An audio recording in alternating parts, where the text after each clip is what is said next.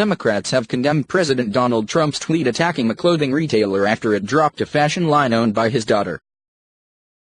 Mr. Trump tweeted that Ivanka has been treated so unfairly by clothing retailer Nordstrom.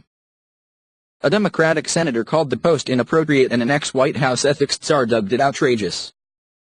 Earlier this month, Nordstrom became the fifth retailer to drop the Ivanka Trump clothing line, citing lack of sales.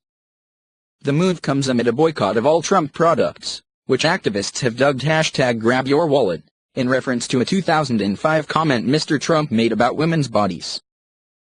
A spokesman for Pennsylvania Senator Bob Casey said the senator feels it is unethical and inappropriate for the president to lash out at a private company for refusing to enrich his family. Norm Eisen, who served as ethics czar under President Barack Obama, called the move outrageous and advised Nordstrom to sue Mr. Trump under the California Unfair Competition Law. In 1950, President Harry Truman penned an angry letter to Washington Post music critic Paul Hume, who had banned a singing performance by the president's daughter, Margaret. 66 years later, another president has come to the defense of his offspring. For Truman, the incident led to widespread ridicule.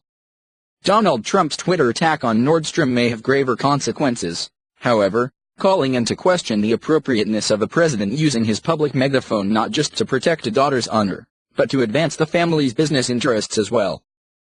Mr. Trump has slammed companies before, but that at least has been in the name of advancing U.S. economic interests. This is different. This is personal. Ethics experts have warned that Mr. Trump's assurances of a firewall between his presidency and his family's financial concerns was insufficient. Now the president has provided a new, key piece of supporting evidence that could very well be cited in lawsuits trying to force Mr. Trump to fully divest from his business empire. The irony is that Mr. Trump's efforts may backfire. Would any retailer want a partnership with Ivanka Trump knowing they risk the ire of the president and his supporters if things go sour?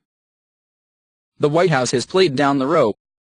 Press spokesman Sean Spicer said that Nordstrom's decision was political, and the president was simply reacting to an attack on his daughter.